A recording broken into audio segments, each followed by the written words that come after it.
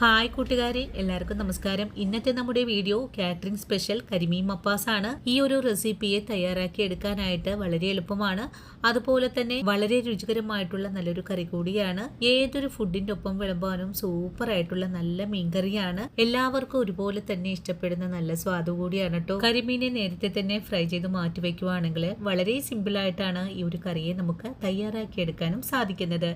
അപ്പോൾ എങ്ങനെയാണ് വളരെ രുചികരമായിട്ടുള്ള കാറ്ററിംഗ് സ്പെഷ്യൽ കരിമീൻ മപ്പാസ് തയ്യാറാക്കി എടുക്കുന്നതെന്ന് നമുക്ക് വീഡിയോയിൽ കണ്ടു നോക്കാം. കാറ്ററിംഗ് സ്പെഷ്യൽ കരിമീൻ മപ്പാസ് തയ്യാറാക്കി എടുക്കാനും വേണ്ടിയിട്ട് 1 കിലോ അളവിലാണ് കരിമീൻ ഇവിടെ എടുത്തിട്ടുള്ളത്. ഉപ്പും മഞ്ഞളും നാരങ്ങാ നീരും അല്പം കോൺഫ്ലോറും കൂടി ചേർത്തിട്ട് ഇതിനെ ഒന്ന് ഫ്രൈ ചെയ്ത് വെച്ചിരിക്കുവാണ്. ഇങ്ങനെ നേരത്തെ തന്നെ ചെയ്ത് വെക്കുന്നത് നിങ്ങൾക്ക് എല്ലാവർക്കും കാരണം അറിയായിരിക്കും.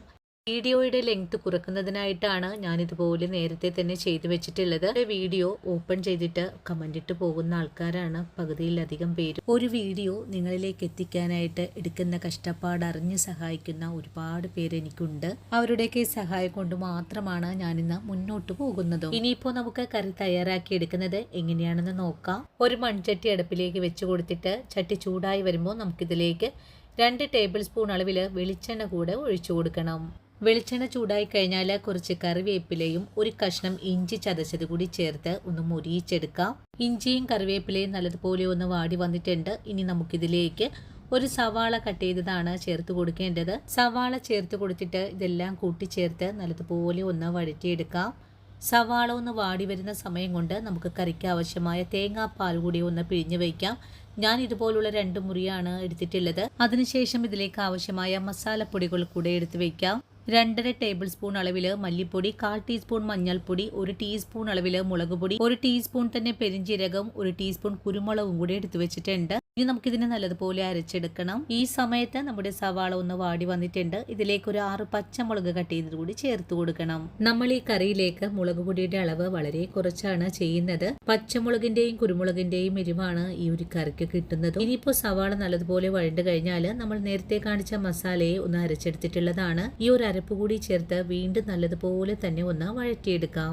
ഇനി അരപ്പ് നല്ലതുപോലെ മുരിഞ്ഞൊന്ന് പാകമായി കിട്ടണം. അതുവരെയും കൈയെടുക്കാതെ വേണം ഇതിനെ ഒന്ന് ഇളക്കി കൊടുക്കാനായിട്ടും. മൺചട്ടി ആയതുകൊണ്ട് വളരെ എളുപ്പത്തിൽ തന്നെ അടിയിലൊക്കെ പിടിക്കാൻ സാധ്യതയുണ്ട്. ഒരു 3 മിനിറ്റ് നേരം വഴറ്റി കഴിഞ്ഞിട്ട് നമുക്ക് മിക്സിയുടെ ജാറ് കഴുകിയിട്ട് 1 കപ്പ് വെള്ളം കൂടി ചേർത്തിട്ട് ഒന്നുകൂടെ വഴറ്റിയെടുക്കാം. അതിനുശേഷം എണ്ണമയൊക്കെ ഒന്ന് തെളിഞ്ഞു വരുന്നത് വരെയാണ് നമുക്ക് ഇതുപോലെ ഒന്ന് വഴറ്റിയെടുക്കേണ്ടത്. അരപ്പ് വഴണ്ട് നല്ലതുപോലെ ഒന്ന് എണ്ണയെല്ലാം തെളിഞ്ഞു വരുന്ന സമയത്ത് കറിക്ക് ആവശ്യമായ ഉപ്പ് കൂടി ചേർക്കാം. ഉപ്പുകൂടി ചേർത്തിട്ട് വീണ്ടും നല്ലതുപോലെ ഒന്ന് വഴറ്റിയെടുക്കാം. അരപ്പൊക്കെ നല്ലതുപോലെ മുരിഞ്ഞു തുടങ്ങിയാൽ എല്ലാം നടുഭാഗത്തേക്കൊന്ന് ഉരുണ്ടുരുണ്ട് വരും. ആ ഒരു പാകമായാൽ ഇതിലേക്ക് ആവശ്യമായ തേങ്ങാപ്പാൽ കൂടെ ഒഴിച്ചു കൊടുക്കണം.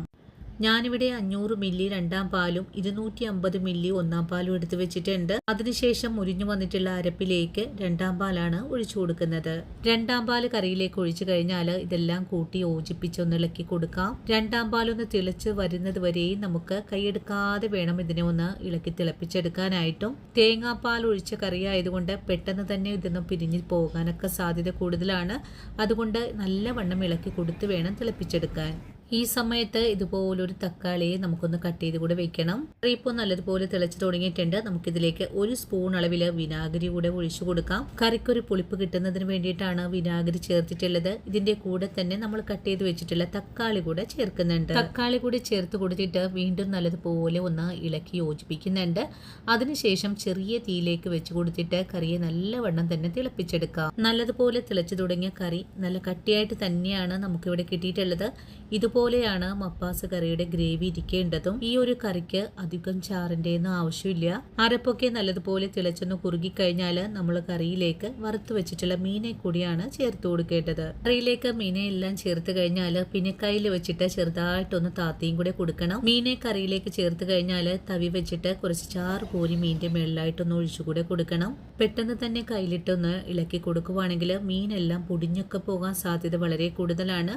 അതുപോലെ തന്നെ നമുക്കിനി തവിയിടേണ്ട ആവശ്യമൊന്നുമില്ല. ഇതുപോലെ ചട്ടി ഒന്ന് പിടിച്ച് കുലുക്കി കൊടുത്താലും മതിയാകും. അതിനുശേഷം നമുക്ക് ഈ കറിയെ ചെറിയ തീയിലേക്ക് മാറ്റിയിട്ട് ഒന്ന് മൂടി വെച്ച് വേണം വേവിച്ചെടുക്കാനായിട്ട്. കറിയെ ഒന്ന് മൂടി വെച്ച് കൊടുത്തിട്ടുണ്ട്. ഇനി ഒരു 5 മിനിറ്റ് നേരം ചെറിയ തീയിലിരുന്ന് നല്ലതുപോലെ ഒന്ന് തിളച്ച് വരട്ടെ. 5 മിനിറ്റിന് ശേഷം മൂടി തുറന്ന് നോക്കിയപ്പോൾ നമ്മുടെ കറി നല്ലതുപോലെ ഒന്നുകൂടി തിളച്ച് കുറുകി വന്നിട്ടുണ്ട്. ഇനി നമുക്ക് ഈ കറിയിലേക്ക് 1 പാല് കൂടെ ചേർത്ത് കൊടുക്കണം. നമുക്ക് ഈ കറിക്ക് നല്ല കട്ടിയായിട്ടുള്ള തേങ്ങാപ്പാലാണ് വേണ്ടത്. 1 പാൽ കൂടി ഒഴിച്ചു കഴിഞ്ഞാൽ ഒന്നുകൂടെ ചട്ടിയെ പിടിച്ച് കുലുക്കി കൊടുക്കുന്നുണ്ട്. അതിനുശേഷം ഒന്ന് ചെറിയ തിളയെല്ലാം വരാനായിട്ട് ഒന്നുകൂടെ വെയിറ്റ് ചെയ്യാം. ഇപ്പോൾ നമ്മുടെ കറി ഒന്ന് ചെറുതായിട്ട് തിളച്ചൊക്കെ തുടങ്ങിയിട്ടുണ്ട്.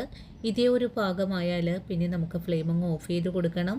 അധികം ഒന്നും വെട്ടി തിളപ്പിക്കേണ്ട ആവശ്യമൊന്നും തന്നെ ഇല്ല. ഇനി നമുക്ക് ഈ കറിയിലേക്ക് ഒരു തണ്ട് കറിവേപ്പിലയും കൂടി വെച്ച് കൊടുത്തിട്ട് പെട്ടെന്ന് തന്നെ ഒന്ന് മൂടിയും കൂടെ വെച്ചു കൊടുക്കാം. നമ്മുടെ കരിമീൻ മപ്പാസ് ഒരു തരി പോലും പൊടിയാതെ നല്ല പെർഫെക്റ്റ് ആയിട്ട് തന്നെ നമുക്ക് തയ്യാറാക്കി എടുക്കാനും സാധിച്ചിട്ടുണ്ട്.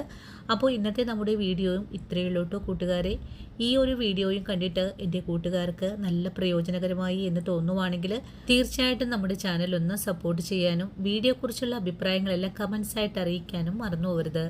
ഇനിയിപ്പോൾ ആദ്യമായിട്ട് നമ്മുടെ വീഡിയോസ് കാണുന്ന കൂട്ടുകാർ ആരെങ്കിലും ഉണ്ടെങ്കിൽ ചേച്ചിയെ ഒന്ന് സപ്പോർട്ട് ചെയ്യണം കേട്ടോ. സപ്പോർട്ട് ചെയ്തിട്ട് ആ കുഞ്ഞു ബെല്ലൈക്കണും കൂടെ ഓൾ ഓപ്ഷൻ അടിച്ചിടാനും മറന്നു പോകരുത്. അപ്പോഴാണ് ഞാനിടുന്ന പുതിയ പുതിയ വീഡിയോസ് എല്ലാം തന്നെ നിങ്ങളുടെ കയ്യിലെ നോട്ടിഫിക്കേഷൻ വഴി എത്തുന്നത്.